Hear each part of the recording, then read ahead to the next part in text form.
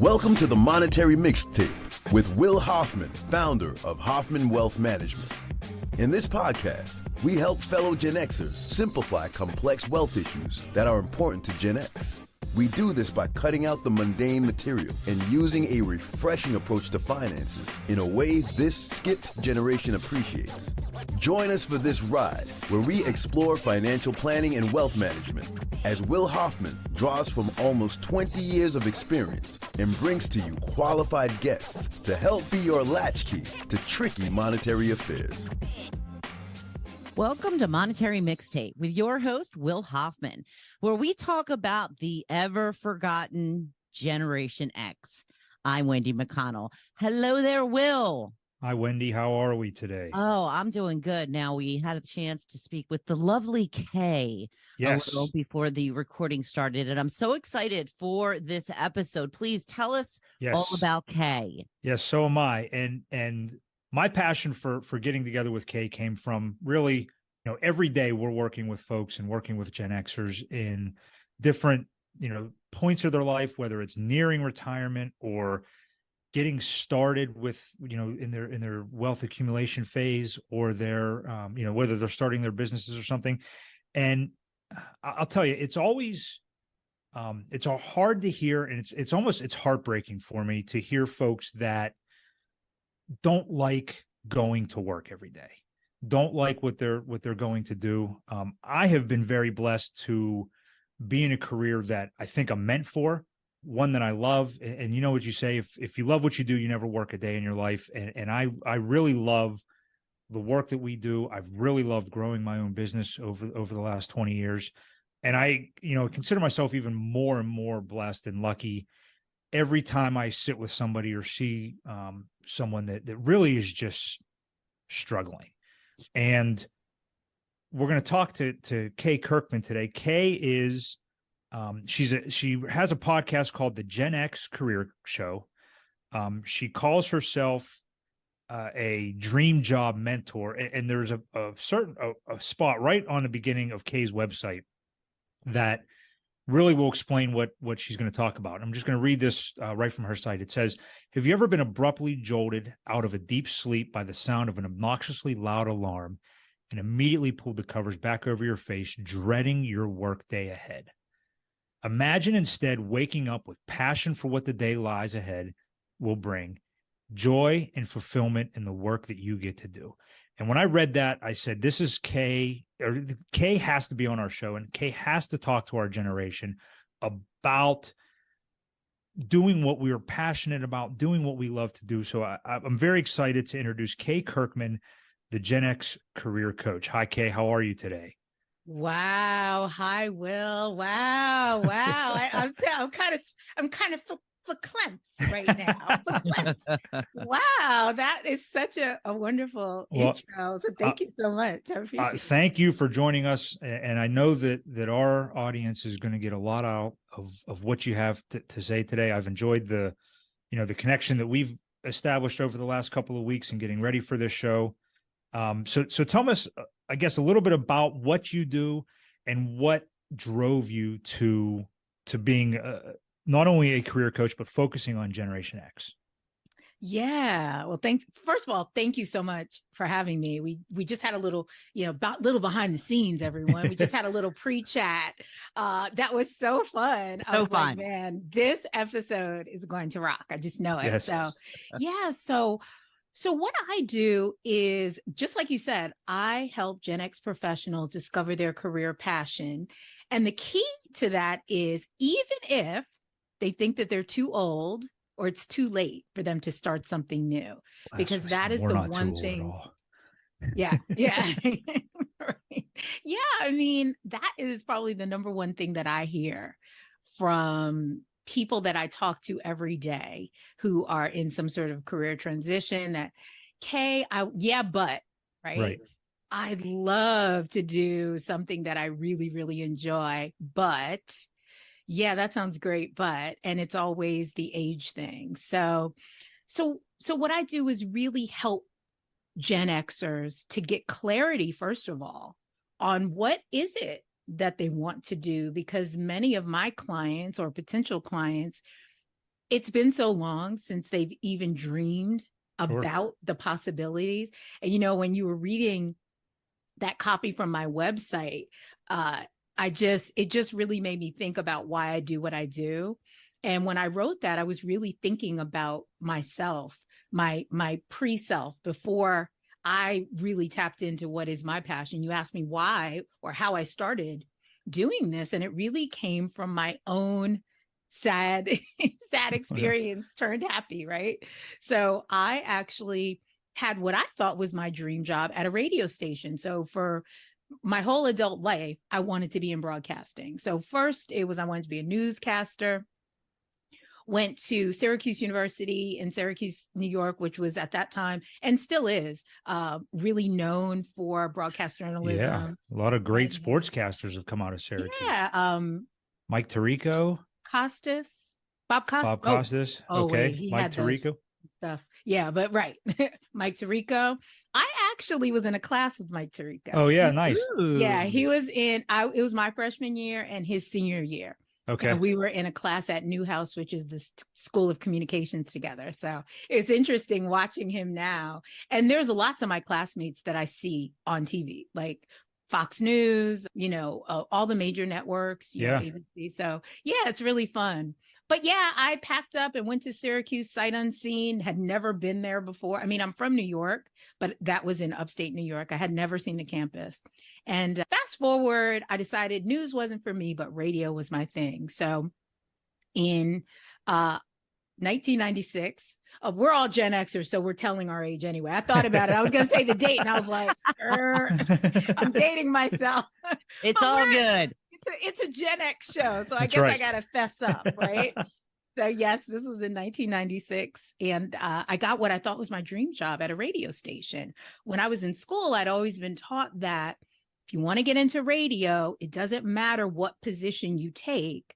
Just take a position and you can work your way up. So I got a job as a promotions director, though I really wanted to be on air, thinking that I could work my way up. And pretty soon into that job, I realized I was a little bit over my head. It was my first time ever doing promotions, and the person whose place I took was just awesome at his job. You know how you go to a job and everybody's talking about the last person, like, sure, well, so-and-so did it like this, So I got that a lot. And maybe it messed with my confidence a little bit. So anyway, I got fired from my dream job. But that wasn't your dream job, Kay. You wanted to be on air. That's true. And that's a different department. You're so true, Wendy. Where were you back then when I was crying into my microphone? I worked at a radio station for most of my career as well. Oh, wow. I could tell. You definitely have a radio voice. Absolutely. 100%. Yeah. So that kind of led me on, I talked about losing my confidence. That kind of led me on a path of really just taking jobs that weren't really exciting to me. I got into sales, nothing wrong with sales. I actually ended up liking sales, but it wasn't really something I was passionate about. I could do it, and people are always looking for salespeople, right? And so I kind of went into this thing where I just kind of lost that drive to find my passion. I said, I'm just going to work a job, make a decent salary, and keep it moving until I got into actually sales training, and found that I really enjoyed training. And from training, I got into coaching. And so I kind of got into the coaching field in sort of a back way through sales training. So sales training led to people asking me for more support in the form of coaching. And then, of course, podcasting popped up. So there goes my dream of starting my own show. And now I'm on the air, and people from, Zimbabwe are listening, which always blows my mind. Right. Look at those stats. You know what I mean? It's like, this is crazy. I've never been to Zimbabwe, but somebody downloaded my show there. So it's, to your point, Wendy, it's even more awesome than working at that radio station because it's my show. Mm-hmm. I get to get on there and just be a crazy person with a microphone, and nobody can tell me that I can't. So, and your show's delivering insight to Gen Xers every episode, and helping helping our generation find their passion and not only find their passion, but then figuring out how to go get it. Yes. And that's to me, you know, we do that on the money side, and, you know, folks will trying to help them solve whether it's a financial issue or go after something that they didn't think was attainable.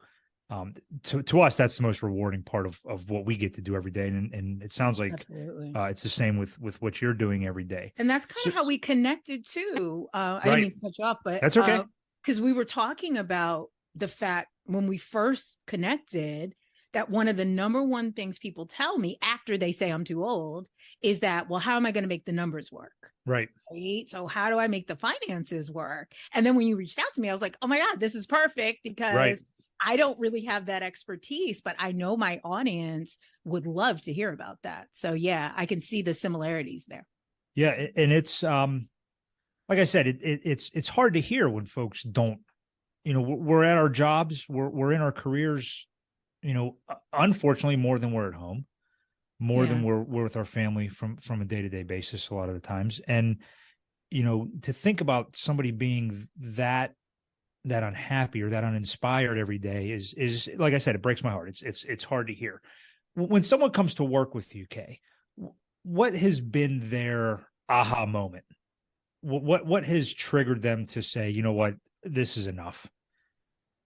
I need to talk with somebody, and I need to find somebody to help me, whether it's open a flower store or get that job in broadcasting. What's always been that aha moment for them? You know, it varies, but I will say that one of the things that really does get people, believe it or not, is that copy on the website. You know, people will read that and literally say, I felt like you were talking to me, you know? So I do think it's just being confronted with the reality of, to your point, that they are just miserable. And they have been, and a lot of times by the time they get to me, it's been like that for a while. And it's almost like that analogy. I don't know if you've heard that analogy of that old dog who's sitting on the nail and somebody passes by. So an old dog is sitting on a nail on the porch, on the front porch, and somebody passes by, and the dog is kind of like moaning a little bit. So it hurts just enough to be annoying, but not enough for the dog to actually get up. I see. You know, and so that's kind of a lot of times when people come to me, that's where they are. They've almost normalized the discomfort. And then they either read the webinar copy, or they'll hear me on a podcast episode, an interview, or hear me speak somewhere. And there's something about the way that I'm making them face what they already know, because it's not really me. It's just them finally facing what they already know. So I think that those are the biggest things, is just that realization that I have normalized this discomfort and this misery, and it's time for me to do something about it. And they do say, if not now, when? When? Yeah. You know? So what does it look like to work with you? What is your process like to work with somebody who's had that realization that says, okay, enough is enough. This is my passion. This is what I want to go do. What's the process then with you to work with them? Yeah, sure. So the first thing usually that happens is people will have a discovery call with me. And so at that time, I'll learn a little bit more about where they are, what their specific challenges are. And I help them kind of talk through the situation. Like, how did we get here, kind of thing. And also I help them to start to think about the possibilities, to just open that window, just crack it a little bit to the possibility that there is something else out there. And one of the number one things that people tell me, even after the initial clarity call, is, oh my God, I didn't realize there were so many options available. You know, in this day and time with the internet, I mean, there's absolutely no reason that everyone, even if they don't transition into a whole new career or leave their jobs or quit their jobs, because that's what a lot of people think that it means, sure, to find your career passion. Oh, I got to quit my job. No, you could do something on the side. You could right. start a podcast. You could, right. So the first thing is that clarity call. And then I do have a 4-step process that I walk people through. Okay. So I don't know if you want me to share that now. Yeah, please. If okay. I want to hear it. Let's go. Yeah. If you're okay with the secret recipe getting out, please, by all means. Absolutely. The secret recipe. So yeah, the first thing is framing their ideal career vision. So that's the possibility piece. Okay. So I always love that part, because that part is really fun, because, you mentioned the ahas. They kind of light up a little bit, like, wow, I could do that. Because I am a storehouse of useless facts that somehow can be useful. Oh my God. I know. We have that synergy. I can tell. I can tell. But I have all these random, well, I should say seemingly useless. There you go. Because all of a sudden they'll start talking about a random subject like underwater basket weaving. And I'll be like, you know what? I read that there's a course and it's only $27 and you can learn, and it's like, Kay, where did you come up with this? Like, my friends who listen to the podcast are like, Kay, how do you know these things? I don't know. Right. I'm just always consuming things, and somehow they get in. They get into they think it's useless until it's trivia night at the bar, and all of a sudden you're leaving with a $50 gift card because you knew where Ansel Adams went to college. Absolutely. It was Yale, by the way. Trivia buff. I love trivia. I love useless, quote unquote, facts. And so they're just blown away at things that I just take for granted that people know. And I think that us all being kind of in this, podcasting in this space, there's probably a lot of things that we just take for granted knowing that a lot of people just don't know about, online business and how easy it is to get something started and all the resources that are available, both free and paid. So we start framing that ideal career vision. Like, if you knew that you couldn't fail, and if you could do anything without any censoring of what that thing might be, what would it be? Yes. First, they're really timid about it. They don't, and then they start opening up. So we do exercises and stuff to start that process. Then the second thing they do is they take action. So I require all of my clients, as the second part in this process, to take some form of action. Now, it can be a micro action. It could be making a call. It could be Googling a search term and coming up with some information. It can be something small, but they have to actually do something, take one step towards whatever that ultimate vision is that they came up with through that brainstorming. And then once they take that action step, oftentimes that next step, which is mindset, comes into play. Because either, even though I've told them to, they don't take the action, or they take the action and then they're disappointed because whatever reaction, somebody didn't answer back, whatever the thing. So once they start taking action is where all that mind chatter starts coming to the forefront. And so we work on that.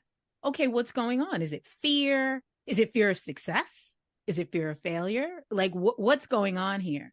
And we really talk through and work through, what is it that's stopping you from taking action? Because really, that's at the core of why you're not where you want to be. Sure. There's something stopping you from taking action. You said something there that I want to touch on it, because as ridiculous as it sounds, it's real. We can all understand fear of failure. That is a legitimate fear that we can all probably understand and empathize with. But you said fear of success.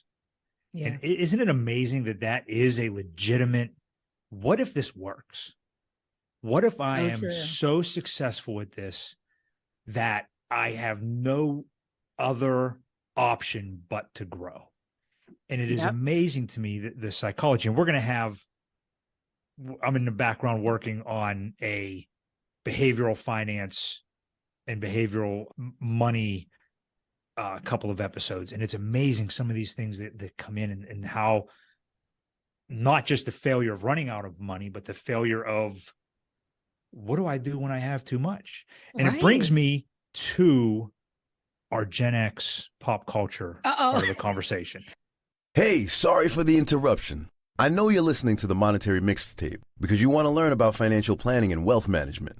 If you have any questions at the end, please head over to www.hoffmanwealth.com or look in the show notes to schedule a call with us. One of my all-time favorite musicians and favorite rappers was Notorious B.I.G. Yes. And you remember the song. More money, more problems. That's right. That's it. That's what made me think of that was the fear of success and the fear of having more money, more problems. I told you I'd get there, Wendy. I knew I would. I love it. I love it. It's so true. It's so true. But we're talking even Biggie, listen, right. He got all this money and now, he still wants to be loyal to the hood. Right. But my favorite part, so I ran the New York City Marathon in 2018, and I'm going to run it again this year. Awesome. The favorite part is there's a couple of blocks through Brooklyn where they are paying tribute to Biggie. The murals. And the murals, the music as you're running through that part, it's my favorite part. It's around mile 8 in Brooklyn. Awesome. It's my favorite part of the race, but I could digress there for hours. But, we're talking about transition and transitioning our career.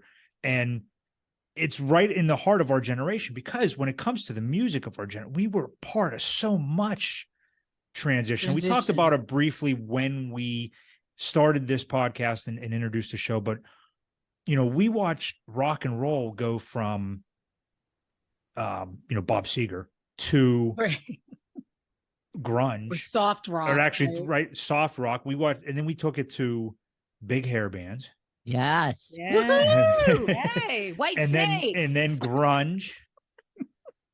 And in Nirvana. the middle there was classic rock that was still our generation with Rod Stewart and Aerosmith. And then we were there when hip hop started.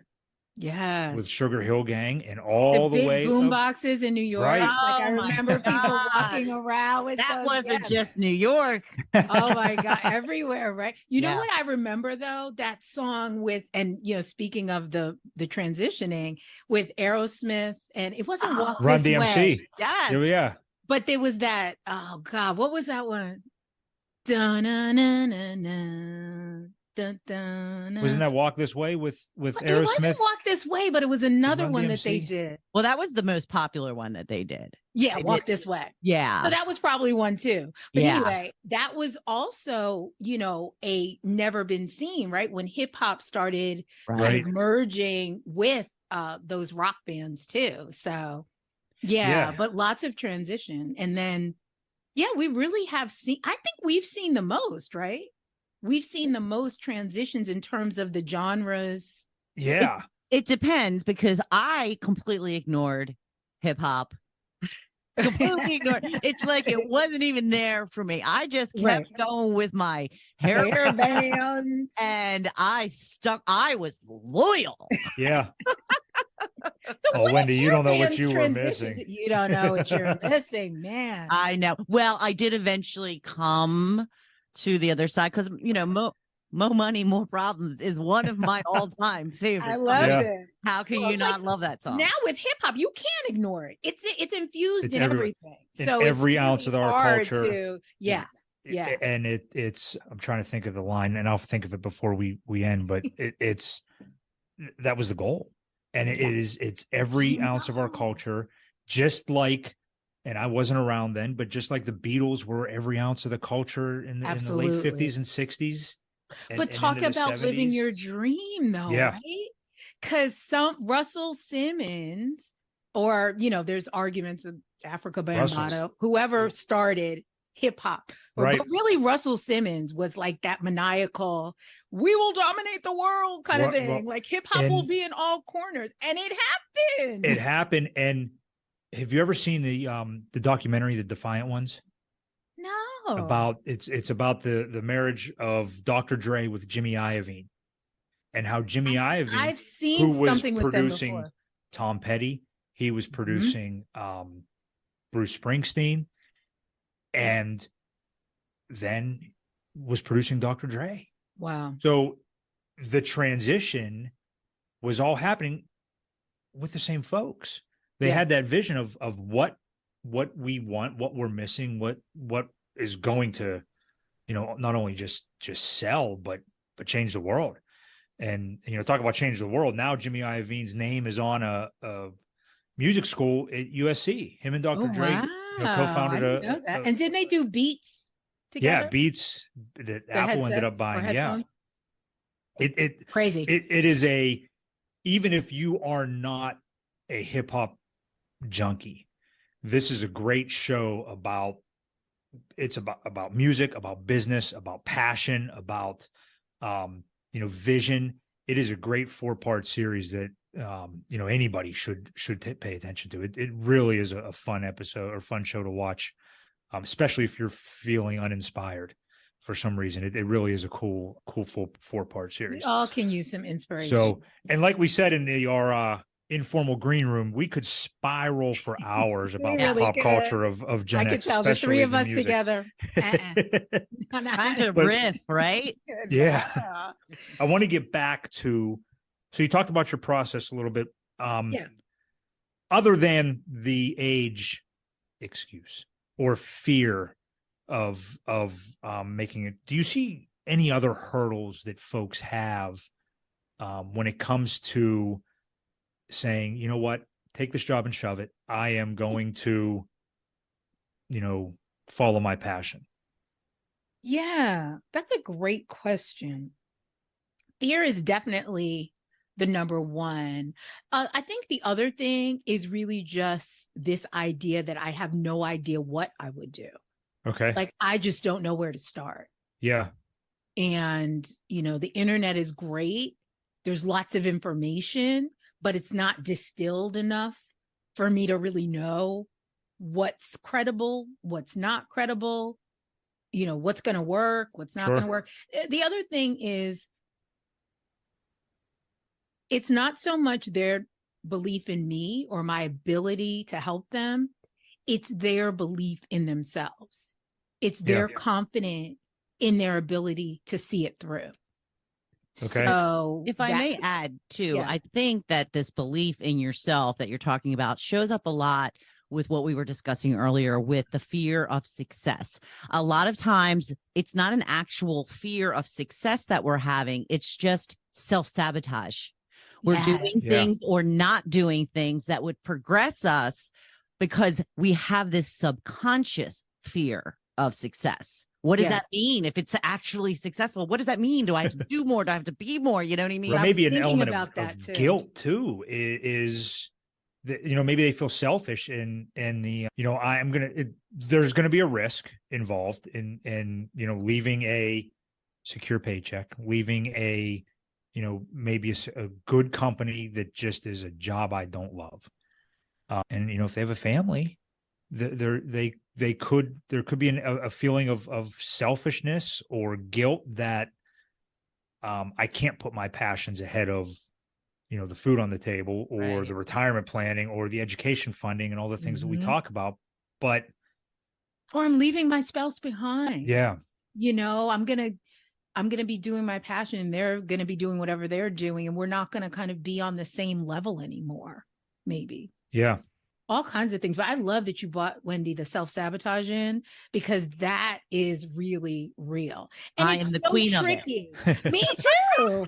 Me too. That's why I'm like not laughing, but I'm like, self-sabotage is real because I'll find myself procrastinating or just doing, filing, let me just pick up my phone for a minute and an hour and a half later, I've been there. Turn on Netflix and see what's going on. Yeah. So it's real. It's so sneaky. So you got to get onto yourself. I had a quick question. I know we're running short on time, but I wanted to ask you, you say that you hear most often that I'm too old. I'm wondering if somebody has something that they're very passionate about and they know what it is, but it requires more schooling does that change the answer to the question? Say you want to be a lawyer. So it's 3 years of law school.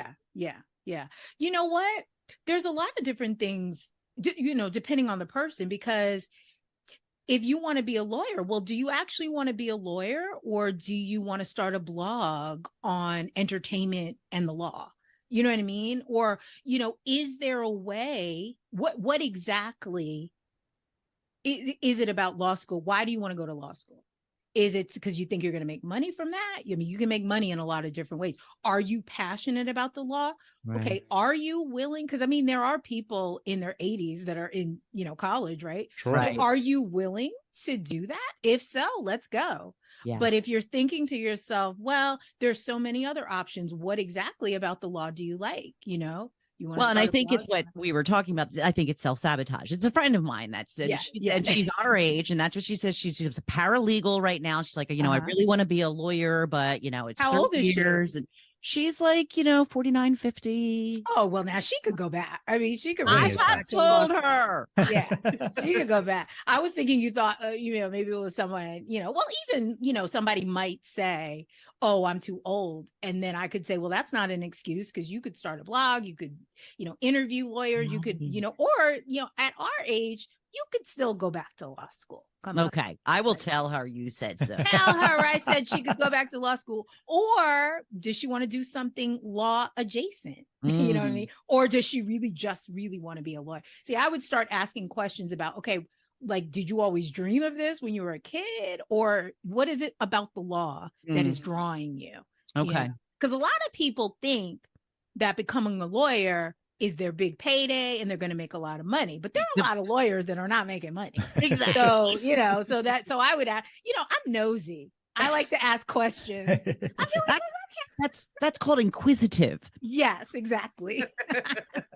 Sorry, Will, I didn't mean to. That's okay. No, this is great stuff, because Wendy, you're spot on. We all know those folks that we want to encourage, that we are encouraging, that are hesitant for whatever reason. And it's amazing what we will hold on to stay comfortable, or to stay oh my gosh, so true. in what And I've said the word a few times. It's really heartbreaking to watch folks stay on that path and be unhappy. And we're talking about careers right now, but there's a lot of other things that folks will hold on to, that we could go down a rabbit hole when it comes to fitness, when it comes to our health, when it comes to money, when it comes to there's a lot of things that we will hold on to. But Will, I just want to interject too. Sure. What we're doing, in whatever form, just us doing it, even if our friends and the people that we're trying to encourage don't say it, I know that some of them are still inspired. Sure. Because I've had friends that have done things without even telling me, but just based upon the fact that I'm always preaching, live your passion, live your dream, when they're not rolling their eyes at me, so I feel like even the person in Zimbabwe, right? Right. So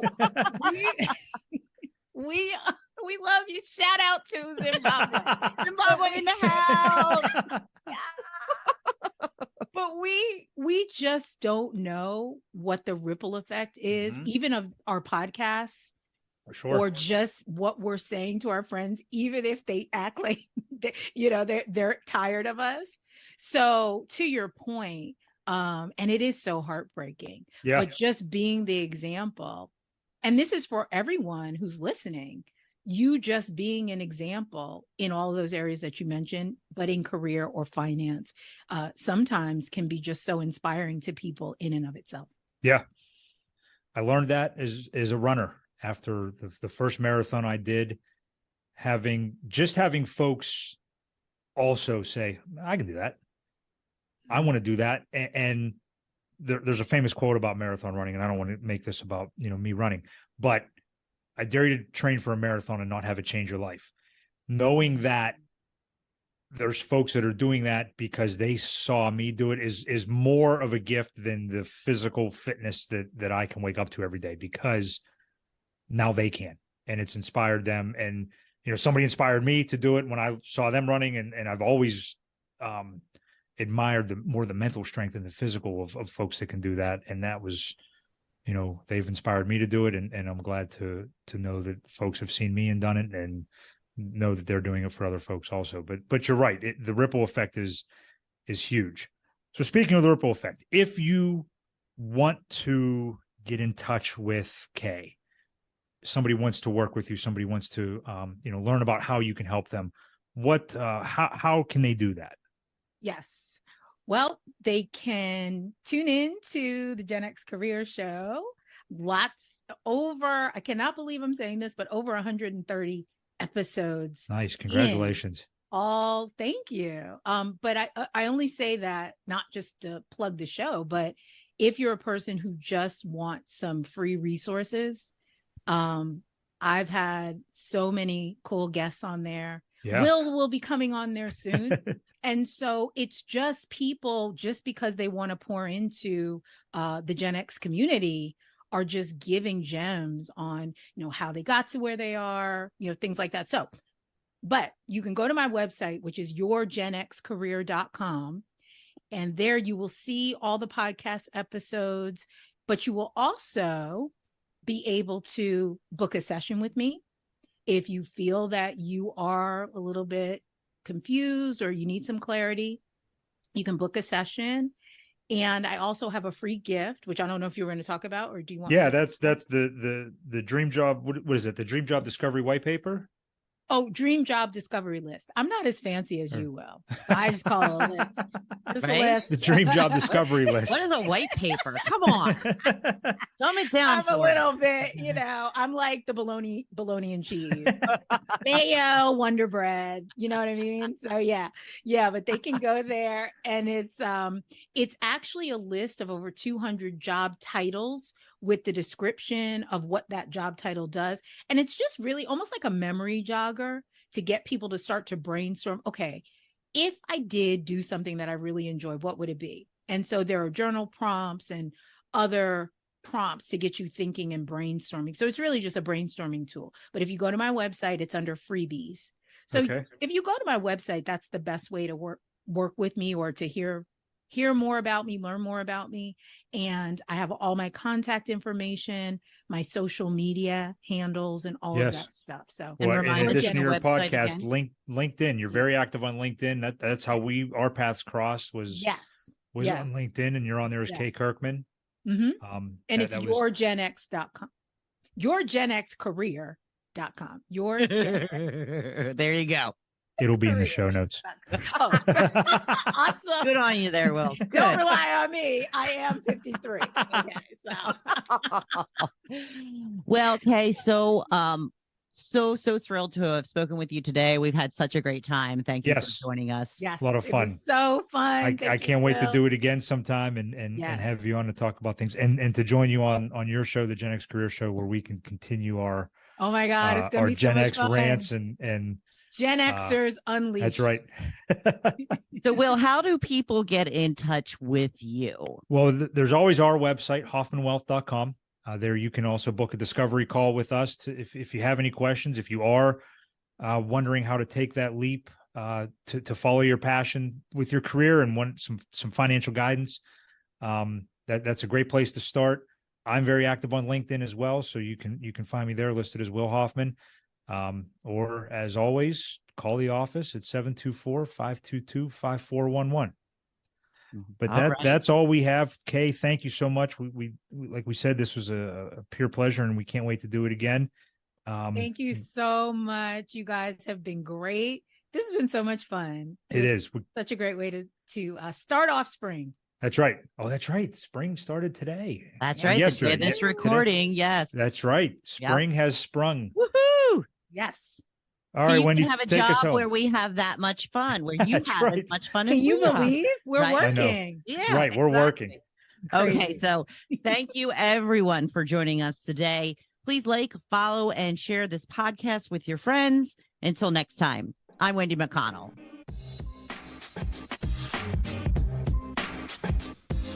Don't bounce just yet. The street lights haven't come on. Thank you for listening to the Monetary Mixtape Podcast. If you thought this episode was dope, then click the follow button to be notified when we drop a new episode. Visit our website at hoffmanwealth.com or give us a call at 724-522-5411. And don't forget to click the follow button to be notified when new episodes become available. The information covered and posted represents the views and opinions of the guest and does not necessarily represent the views or opinions of Hoffman Wealth Management. The content has been made available for informational and educational purposes only. The content is not intended to be a substitute for professional investing advice. Always seek the advice of your financial advisor or other qualified financial service providers with any questions you may have regarding your investment planning. Securities offered through LPL Financial, member FINRA SIPC. Investment advice offered through Private Advisor Group, a registered investment advisor. Private Advisor Group and Hoffman Wealth Management are separate entities from LPL Financial. All performance referenced is historical and is no guarantee of future results. All indices are unmanaged and may not be invested into directly.